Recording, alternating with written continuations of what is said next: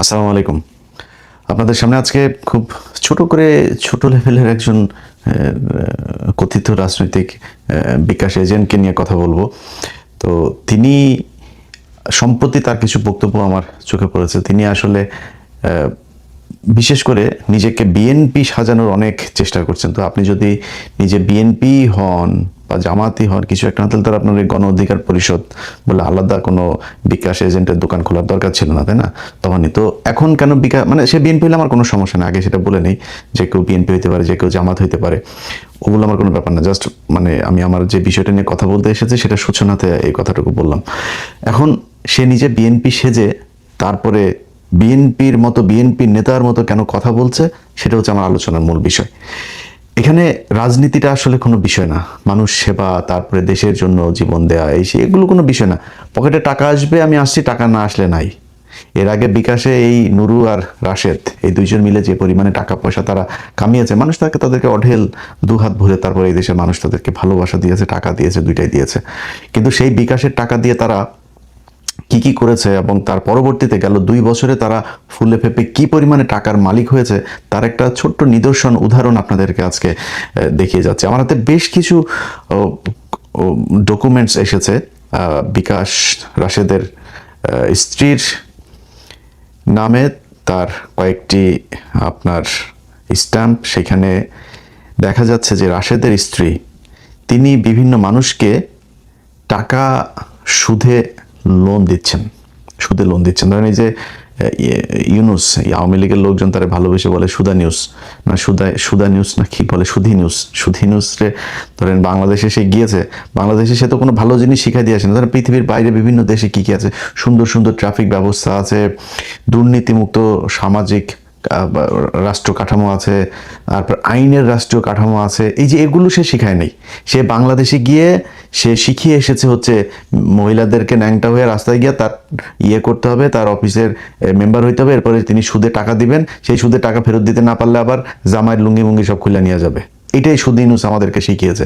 তো সুদ ইউনুস থেকে এই রাশেদ, তারপরে বিকাশ নূর কয়েকদিন আগে হুট করে সুদ ইউনুসের প্রোফাইল পিকচার থেকে সরাই দিল। তার আগে প্রোফাইল পিকচার ছিল এই সুদ ইউনুসের সাথে তার ছবি, সরাই দিয়ে তার কয়েক ঘন্টার মাঝে এসে সুদ ইউনুসের বিরুদ্ধে পোস্ট করলো।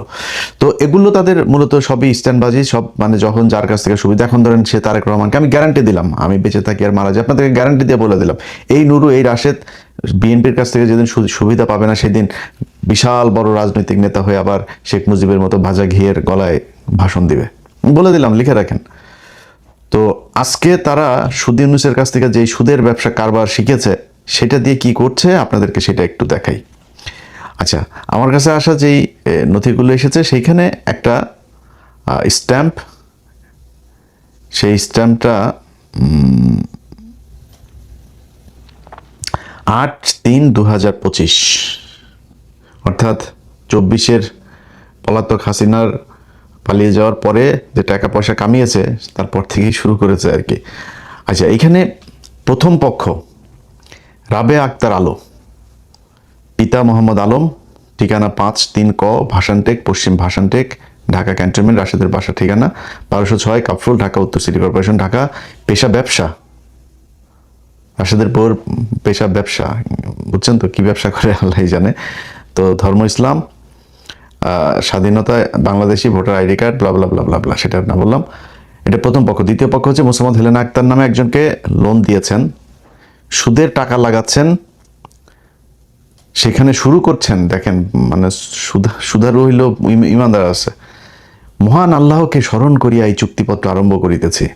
আমি দ্বিতীয় পক্ষ গ্রহীতা। প্রথম পক্ষ রাবেয়া আক্তার আলো হইতে 5 লক্ষ টাকা ঋণ হিসেবে গ্রহণ করি, তাতে উল্লেখ থাকে দ্বিতীয় পক্ষকে আমি প্রতি মাসে 4% লভ্যাংশ হিসাবে দিব। আচ্ছা, শর্তাবলী, ঋণের টাকা গ্রহণ করে 8/3/2025 তারিখে প্রথম পক্ষ 4% লাভে প্রতি মাসে 20 লাখ। আরে এই শালা ব্যবসা দেখছেন, 5 লাখে প্রতি মাসে 20,000 টাকা করে রাশেদের বউয়ের ব্যবসা। দ্বিতীয় পক্ষ প্রথম পক্ষকে সিকিউরিটির জন্য একখানা ব্যাংক চেক প্রদান করিবেন, যা প্রথম পক্ষ যে কোনো সময় উত্তোলন করিতে পারিবেন। প্রথম পক্ষে টাকা প্রয়োজন হলে দ্বিতীয় পক্ষকে 3 মাস পূর্বে জানাতে হবে। লভ্যাংশ 4%, 20,000 টাকা প্রতি মাসে দ্বিতীয় পক্ষকে প্রদান করিবেন। যদি কোনো দুর্ঘটনায় দ্বিতীয় পক্ষের মৃত্যু হয়, তার অবর্তমানে চুক্তির সমস্ত টাকা তার ওয়ারিশগণের উপর বর্তাইবে, ও যদি কোনো দুর্ঘটনায় প্রথম পক্ষের মৃত্যু হয় তার অবর্তমানে চুক্তির সমস্ত টাকা তার ওয়ারিশগণ বুঝিয়া পাইবেন। মানে মরার আগে তো সুদ খাবেই, মরার পরে ওর বউ পোলাপান বাচ্চা যারা থাকবে জীবিত এদেরকেও সুদের মধ্যে দিয়া যাইতেছে, ওরা সুদ খায়া তারপরে দোয়া করবে এর জন্য। উপরোক্ত চুক্তির বরখেলাপ হইলে প্রথম পক্ষ রাবে আক্তার আলো চলমান আইন অনুযায়ী আইনগত ব্যবস্থা নেয়ার ক্ষমতা রাখে। তো এখানে আপনাদেরকে আরো কিছু জিনিস দেখানো হলো। এই যে রাশেদের যে আপনার ব্যক্তিগত তথ্য, তো এগুলো সবগুলো সোশ্যাল মিডিয়াতে দেখানো ঠিক না। তবে এটার মানে মূল ইয়ে হয়েছে যে তার যে তথ্য বিবরণী, যেটা আপনার আয়কর রিটার্ন এবং ভোটার বা ইয়ের সময় নির্বাচনী হলফনামার সময় যেসব তথ্য দিয়েছিল, সেখানে সে বলেছে যে সে হচ্ছে ব্যবসায়ী এবং রাজনীতিবিদ, বিকাশ ব্যবসা বলছেন। আর হইল গিয়া তিনি আগে ছাত্র ছিলেন। তার বউয়ের ব্যাপারে দেওয়া হয়েছে, তার বউ এখন গৃহিণী, আগে ছিল ছাত্রী। তো কয়দিন আগে তুমি দিলা তোমার বউ গৃহিণী, আবার এখন ওইখানে লিখছো যে ব্যবসা। আবার ব্যবসা সে কি ব্যবসা? নিচতলা ভাড়া দেওয়ার, উপরতলা বড় করার ব্যবসা। সেই ব্যবসায় মানুষকে লোন দিচ্ছে, এবং এরকম লোন দেওয়ার মানে প্রমাণ একটা দুইটা না, অনেকগুলো।